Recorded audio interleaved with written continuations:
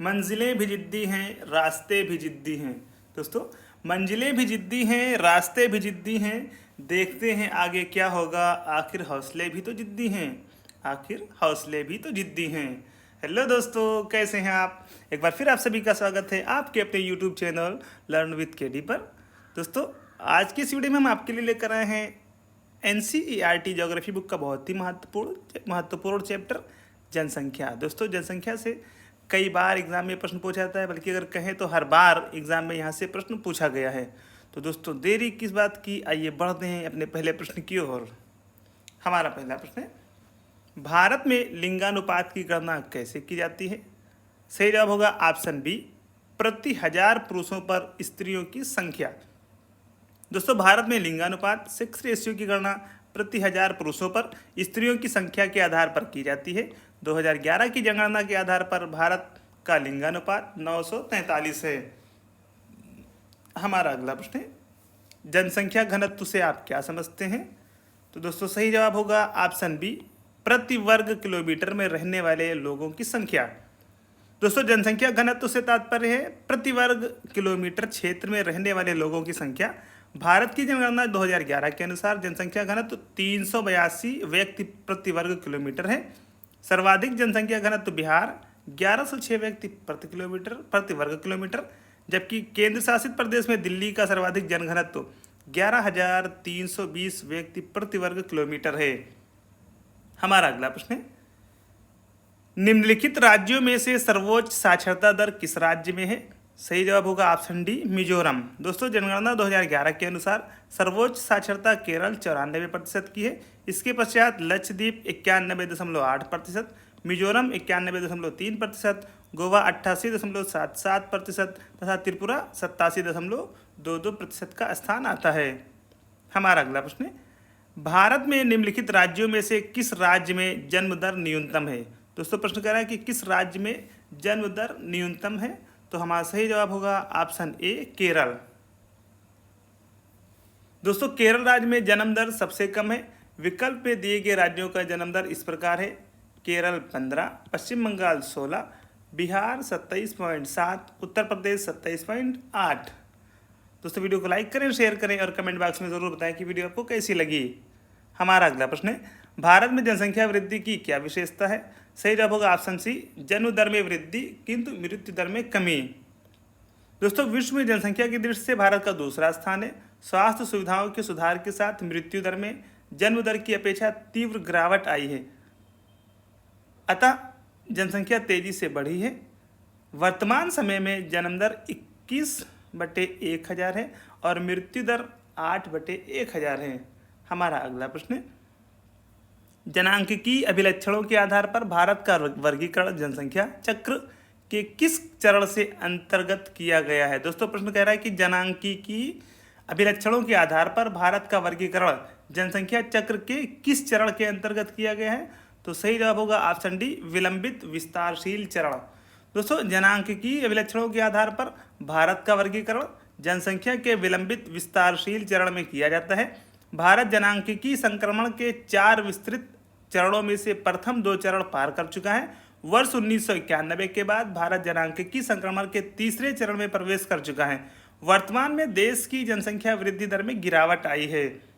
हमारा अगला प्रश्न है, भारत की जनसंख्या में ऋणात्मक वृद्धि दर किस दशक में दर्ज की गई थी? सही जवाब होगा ऑप्शन बी, 1911 से 1921। दोस्तों, वर्ष 1911 से 21 के दशक में भारत की जनसंख्या में ऋणात्मक वृद्धि दर्ज की गई थी। इसका मुख्य कारण जन्म दर की अपेक्षा मृत्यु दर का अधिक उच्च होना था। हमारा अगला प्रश्न है, 2011 की जनगणना है। तो दोस्तों, 2011 की जनगणना है 15वीं जनगणना। दोस्तों, आपको बताते चलें कि भारत में प्रथम जनगणना अंग्रेज वायसराय लॉर्ड मेयो के कार्यकाल में 1872 में हुई थी, जिसमें भारत की जनसंख्या 25 करोड़ थी। 1881 से लॉर्ड रिपन के काल से प्रत्येक 10 वर्ष पर जनगणना कराई जाती है। W.C. ब्लाउडेन प्रथम जनगणना आयुक्त थे। दोस्तों, W.C. ब्लाउडेन ये प्रथम जनगणना आयुक्त थे। 1951 की जनगणना स्वतंत्रता के पश्चात भारत की 7वीं जनगणना थी। इस प्रकार 2011 की जनगणना 15वीं जनगणना है। हमारा अगला प्रश्न है, जुलाई 2011 में घोषित जनसंख्या के आंकड़ों के अनुसार शहरी क्षेत्रों की तुलना में ग्रामीण क्षेत्रों में शिशु लिंगानुपात में कमी आई है। तो सही जवाब होगा ऑप्शन बी 4 गुना। दोस्तों जनगणना 2011 के अनुसार जनसंख्या के आंकड़ों के अनुसार शहरी क्षेत्रों की तुलना में ग्रामीण क्षेत्रों में शिशु लिंगानुपात में 4 गुना कमी आई है। हमारा अगला प्रश्न है, भारतीय जनसंख्या के इतिहास में किस काल अवधि को आगे की ओर एक बड़ी छलांग कहा जाता है? तो दोस्तों सही जवाब होगा ऑप्शन सी 1951 से 1961। दोस्तों भारतीय जनसंख्या के इतिहास में 1951 से 1961 की अवधि में सर्वाधिक वृद्धि हुई, क्योंकि इस अवधि में मृत्यु दर में कमी आई तथा जन्म दर में वृद्धि हुई। हमारा अगला प्रश्न है, वर्ष 2011 की जनगणना के अनुसार भारत में शिशु लिंगानुपात है। तो सही जवाब होगा ऑप्शन डी 919। दोस्तों जनगणना 2011 के अनुसार औसत शिशु लिंगानुपात 919 है। भारत में हरियाणा का लिंगानुपात सबसे कम 877 है, जबकि सबसे अधिक शिशु लिंगानुपात केरल का 1084 है। हमारा अगला प्रश्न है, वर्ष 2011 की जनगणना के अनुसार निम्नलिखित राज्यों में से किस राज्य में स्त्री और पुरुष साक्षरता में सबसे अधिक अंतर है? तो दोस्तों सही जवाब होगा ऑप्शन ए राजस्थान। दोस्तों जनगणना 2011 के अनुसार राजस्थान में पुरुष साक्षरता 79.2% तथा महिला साक्षरता 52% है। यहाँ पर स्त्री पुरुष साक्षरता के मध्य अंतराल सबसे अधिक है, जबकि राजस्थान की कुल साक्षरता 66.10% है। यह बिहार के पश्चात दूसरा सबसे कम साक्षर राज्य है। दोस्तों बिहार के पश्चात दूसरा सबसे कम साक्षर राज्य है राजस्थान।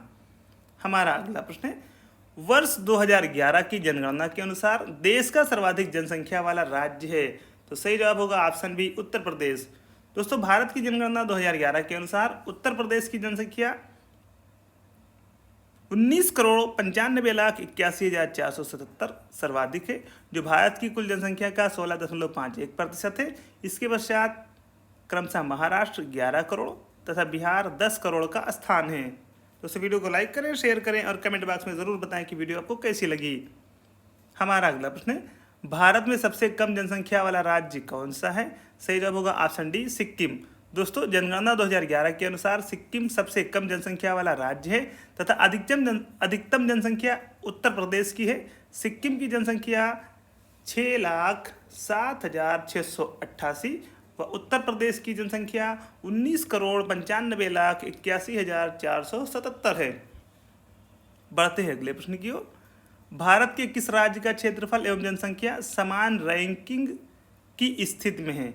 तो सही जवाब होगा ऑप्शन बी मेघालय। दोस्तों देश में मेघालय राज्य का क्षेत्रफल व जनसंख्या की दृष्टि से समान स्थान है। इन दोनों दृष्टियों से मेघालय का 22वां स्थान है।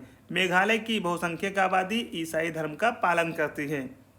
हमारा अगला प्रश्न है, 1 से 5 मिलियन जनसंख्या वाले शहर को कहते हैं। दोस्तों प्रश्न बहुत ही महत्वपूर्ण है, बहुत ही ध्यान से सुनिएगा। प्रश्न कह रहा है कि 1 से 5 मिलियन जनसंख्या वाले शहर को कहते हैं। सही जवाब होगा ऑप्शन सी मेट्रोपॉलिटन। दोस्तों 1 से 5 मिलियन जनसंख्या वाले शहर को मेट्रोपॉलिटन कहते हैं। कॉस्मोपॉलिटन का अर्थ है सर्वदेशी, अर्थात वो स्थान जहां देश विदेश के अनेक भागों से आकर लोग बसते हों। दिल्ली, मुंबई, चेन्नई एवं कोलकाता इसके प्रमुख उदाहरण हैं। हमारा अगला प्रश्न है, जनसंख्या के अध्ययन को क्या कहते हैं? तो सही जवाब होगा ऑप्शन सी जनसांख्यिकी। दोस्तों जनसंख्या के अध्ययन को जनसांख्यिकी डेमोग्राफी कहते हैं। इसका अध्ययन जनसंख्या भूगोल के अंतर्गत किया जाता है। इसमें जनसंख्या के विविध घटकों जैसे लिंगानुपात, साक्षरता, जनघनत्व आदि का अध्ययन किया जाता है। हमारा अगला प्रश्न है, भारत में सर्वाधिक आबादी वाला शहर है। तो दोस्तों सही जवाब होगा Mumbai. Option C is the right answer. Bharat में सर्वाधिक आबादी वाला शहर मुंबई है। इसके बाद क्रमशः दिल्ली, चेन्नई और कोलकाता का स्थान है। दोस्तों वीडियो को लाइक करें, शेयर करें और कमेंट बॉक्स में ज़रूर बताएं कि वीडियो आपको कैसी लगी। हमारा अगला प्रश्न है, भारत की जनगणना के अनुसार 50,000 से 99,999 तक की जनसंख्या वाले शहरी क्षेत्र को क्या कहते हैं? तो दोस्तों हमारा सही जवाब होगा ऑप्शन बी श्रेणी सेकेंड शहर। दोस्तों भारतीय जनगणना 1991 के अनुसार नगरों का वर्गीकरण श्रेणी फर्स्ट शहर होगा 1 लाख से अधिक। दोस्तों श्रेणी द्वितीय में आते हैं 50,000 से 99,999 तक। श्रेणी थर्ड शहर में होगा 20,000 से 49,999 तक। दोस्तों फोर्थ श्रेणी में आता है कौन सा शहर जिसकी जनसंख्या हो 10,000 से 19,999 तक। और दोस्तों श्रेणी 5 में आएगा 5,000 से 9,999 तक। बढ़ते हैं अगले प्रश्न की ओर। जनसंख्या वितरण के प्रतिरूपों को निम्नलिखित में से कौन सा या कौन से भौतिक कारक निर्धारित करते हैं? सही जवाब होगा ऑप्शन डी, उपर्युक्त सभी। भूविन्यास, जल की उपलब्धता और जलवायु। दोस्तों भौतिक कारकों में भूविन्यास, जल की उपलब्धता और जलवायु प्रमुख रूप से जनसंख्या वितरण के प्रतिरूपों का निर्धारण करते हैं। उदाहरण के लिए हम देखते हैं कि उत्तर भारत के मैदानों, डेल्टाओं और तटीय मैदानों में जनसंख्या का अनुपात दक्षिणी और मध्य भारत के राज्यों के आंतरिक जिलों, हिमालय, उत्तर पूर्वी और पश्चिमी राज्यों की अपेक्षा उच्च है। हमारा अगला प्रश्न है, राष्ट्रीय जनसंख्या नीति के संदर्भ में दिए गए कथनों पर विचार कीजिए। तो सही जवाब होगा ऑप्शन ए, राष्ट्रीय जनसंख्या नीति 2000 में लागू की गई। दोस्तों राष्ट्रीय जनसंख्या नीति वर्ष 2000 में लागू की गई, जो कई वर्षों के नियोजित प्रयासों का परिणाम था।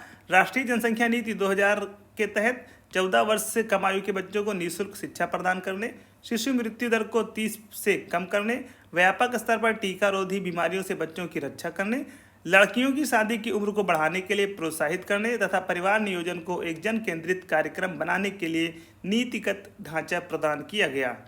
हमारा अगला प्रश्न है, जो कि इस टॉपिक का अंतिम प्रश्न होगा। निम्नलिखित राज्यों में से किस राज्य की ग्रामीण संख्या का प्रतिशत सर्वाधिक है? दोस्तों प्रश्न कह रहा है कि निम्नलिखित राज्यों में से किस राज्य की ग्रामीण संख्या का प्रतिशत सर्वाधिक है?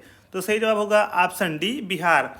दोस्तों जनगणना 2011 के अनुसार बिहार की 88.70% जनसंख्या गांवों में रहती है, जबकि ओडिशा 83.32%, उत्तर प्रदेश की 77.72% तथा महाराष्ट्र की 54.77% गांवों में निवास करती है। हिमाचल प्रदेश 89.96 जनसंख्या में ग्रामीण जनसंख्या का प्रतिशत सर्वाधिक तथा दिल्ली 2.5% में ग्रामीण जनसंख्या का प्रतिशत सबसे कम है। तो दोस्तों ये थे हमारे जनसंख्या से संबंधित कुछ बहुत ही महत्वपूर्ण प्रश्न। दोस्तों वीडियो को लाइक करें, शेयर करें और अगर आप चैनल पर नए हैं तो चैनल को सब्सक्राइब करना बिल्कुल भी ना भूलें। दोस्तों डिस्क्रिप्शन में जाएं, वहां पर चैनल की सारी प्लेलिस्ट दी गई हैं, वो सारी वीडियोस को देखें। दोस्तों वो वीडियोस आपकी आगामी परीक्षाओं के लिए बहुत ही महत्वपूर्ण साबित होंगी। दोस्तों कमेंट बॉक्स में ज़रूर बताएं कि वीडियो आपको कैसी लगी है और ये भी बताएं कि आपको किस टॉपिक पर वीडियो चाहिए, ताकि हमारी टीम उस टॉपिक पर वीडियो लेकर आ सके। दोस्तों आज की इस वीडियो में बस इतना ही। जल्दी आपसे मुलाकात होगी एक नई वीडियो के साथ। धन्यवाद।